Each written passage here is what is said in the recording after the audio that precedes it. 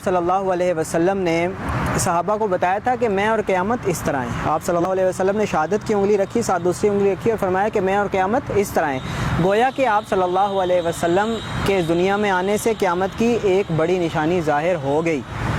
یعنی آپ صلی اللہ علیہ وسلم پہ نبوت کا خاتمہ ہو گیا. 1,24,000 پیغمبر اللہ تعالیٰ نے اس دنیا میں بھیجے تھے, آپ صلی اللہ علیہ وسلم آخری نبی تھے. اس کا مطلب ہے کہ دنیا کی بساط اللہ تعالیٰ نے لپیٹنا شروع کر دی تھی. اب وہ 1 سال میں ہونی تھی, 2 سال میں, 200 سال میں, 500 سال میں, 1000 سال میں, یا 2000 سال میں, یا 1500 سال میں, یہ اللہ تعالیٰ بہتر جانتا ہے. لیکن دنیا کی پوری عمر کے مقابلے میں بالکل آخری ٹیل جس طرح ہوتی ہے کسی بھی چیز کا اینڈ ہوتا ہے, وہ آپ صلی اللہ علیہ وسلم سے سٹارٹ ہو گیا تھا. تو جب آپ صلی اللہ علیہ وسلم صحابہ کو یہ باتیں بتاتے تھے اور انہیں بلاتے تھے اللہ کی طرف, اور مشرکین کو ڈراتے تھے قیامت سے, اور مشرکین کو ڈراتے تھے آخرت سے, تو مشرکین کہتے تھے کہ جب ہماری ہڈیاں گل سڑ جائیں گی کیا اس کے بعد بھی اللہ تعالیٰ نے ہمیں اٹھا دینا ہے؟ یہ کیسے ممکن ہے, یہ کیسے ممکن ہے؟ ان کو بڑا عجیب لگتا تھا. تو اللہ تعالیٰ نے قرآن میں, السلام علیکم, ویلکم جو نیو لوگ آ رہے ہیں, اللہ تعالیٰ نے پھر قرآن میں اس چیز کو ایسے بتایا کہ عما یتساءلون عن النبأ العظیم الذی ہم فیہ مختلفون کلا سیعلمون ثم کلا سیعلمون. کہ دو کر لیں یا کچھ لوگ نیچے بیٹھ جائیں, گھاس بھی کلین ہے, کوئی نہیں, جزاک اللہ. تو اللہ تعالیٰ پھر جو سورہ امہ ہے, آخری پارے کی پہلی صورت ہے, اللہ تعالیٰ نے اس میں سورہ نبا اور امہ یتساءلون سے سٹارٹ ہوتی ہے, اس میں پھر اللہ تعالیٰ نے کہا کہ کیا یہ لوگ آپ سے امہ یتساءلون عن النبأ العظیم, کیا اس بڑی خبر کے بارے میں آپ سے سوال کرتے ہیں؟ پھر اللہ تعالیٰ اس بات کو کہتے ہیں کہ ان کو بہت جلدی پتہ چل جائے گا. کلا سیعلمون ثم کلا سیعلمون, ہرگز نہیں, ان کے اعتراضات کی کوئی حقیقت نہیں ہے. سیعلمون, انہیں بہت جلدی پتہ چل جائے گا, یعنی بہت جلدی وہ وقت آنے والا ہے کہ جب قیامت واقع ہو جائے گی. اور سورہ انبیاء میں اللہ تعالیٰ نے اس کو کہا ہے کہ اقترب للناس حسابهم وهم فی غفلۃ معرضون, کہ لوگوں کے حساب کا وقت آ پہنچا, قیامت سر پہ آ کھڑی ہوئی, قیامت کا وقت آ گیا. وہم فی غفلۃ معرضون, لیکن وہ بالکل ہی غفلت میں پڑے ہوئے ہیں, وہ اعراض برتے ہوئے ہیں, وہ اس طرف بالکل دھیان نہیں کر رہے. آپ صلی اللہ علیہ وسلم کی ایک حدیث ہمیں مشکات شریف میں ملتی ہے کہ آپ صلی اللہ علیہ وسلم نے فرمایا کہ میں اپنے اللہ سے امید کرتا ہوں کہ وہ میری امت کو آدھے دن کا وقت ضرور دے گا. صحابہ نے پوچھا کہ یا رسول اللہ آدھے دن سے کیا مراد ہے؟ آپ صلی اللہ علیہ وسلم نے فرمایا 500 سال. علامہ سیوطی نے اس حدیث کی شرح میں لکھا ہے کہ 500 سال سے مراد 1000 سال کے بعد 500 سال ہیں, اور ابھی ہم ہجری جو ہے وہ 1500 سال کے قریب پہنچنے والے ہیں, یعنی 1450 کے لگ بھگ ہم ہیں. اور علامہ سیوطی کی اس تشریح کے مطابق اس امت کی عمر 1500 سال کے لگ بھگ ہونی ہے, اور ابھی ہم 1450 کے لگ بھگ گزر رہے ہیں. اور جب لوگوں کو اس کے بارے میں بتایا جاتا ہے, جگایا جاتا ہے, تو پھر ایسے ہی ہوتا ہے کہ جب بھی کوئی نبی لوگوں کو ڈراتا تھا قیامت سے, اور جب بھی کوئی نبی اللہ تعالیٰ کی طرف بلاتا تھا, یا صحابہ یا دائی, کوئی بھی شخص یا کوئی بھی ولی یا کوئی بھی کتب یا ابدال, جو بھی اللہ کے نیک بندے لوگوں کو اللہ کی طرف بلاتے رہے ہیں, ان کو لوگ ہمیشہ مذاق اڑاتے رہے ہیں.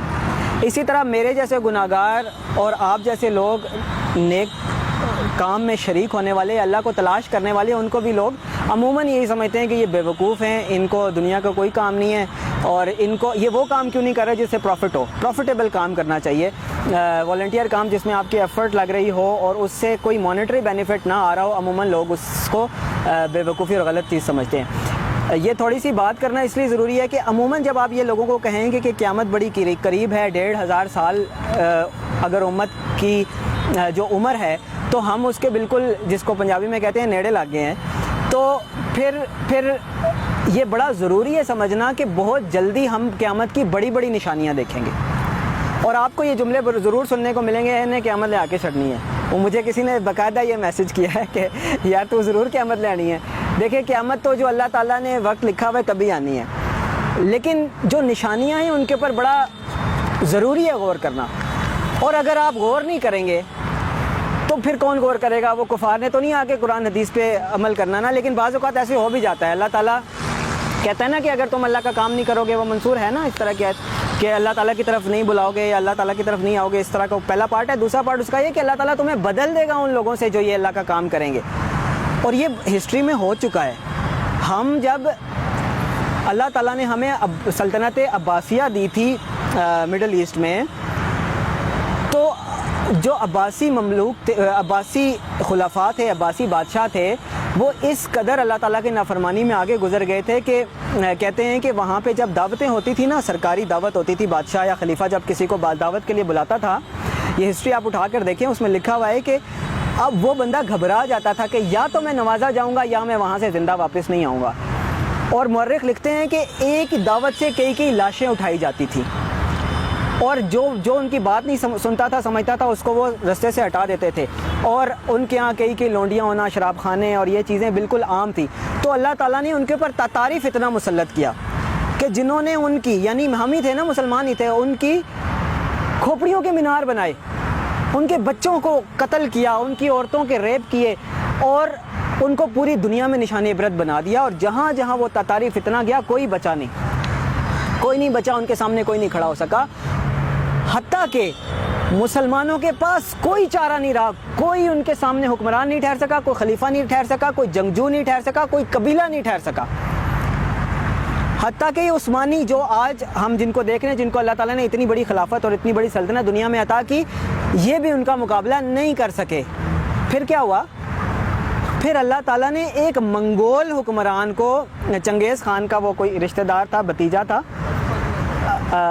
ہلاکو خان کا غالباً وہ تھا، اس کو اللہ تعالیٰ نے توفیق دی، وہ مسلمان ہوا، اور اس نے اپنے رشتہ داروں سے جنگ کی۔ وہ اگر آپ ارطغرل سیریز دیکھتے ہیں تو اس اینڈ میں اس کا ذکر بھی آتا ہے کہ وہ مسلمان ہو گیا ہوتا ہے، اور وہ پھر جا کے وہ انہی میں سے ایک تھا جنہوں نے پھر اپنوں کو جا کے شکست دی۔ یعنی اللہ تعالیٰ نے ہمارے منہ کے اوپر دنیا میں ذلت مسلط کی کہ تم نے اللہ تعالیٰ کی نافرمانی کی، میں نے تمہیں حکومتیں دی، میں نے تمہیں دولت دیا، میں نے تمہیں پیسہ دیا، میں نے تمہیں دنیا کی ہر چیز دی، لیکن تم نے عیش و عشرت کو چوز کیا۔ تو اللہ تعالیٰ نے ان منگولوں سے جو مسلمانوں کی کھوپڑیوں کے مینار بنانے والے تھے، ان سے اللہ تعالیٰ نے کام لے لیا۔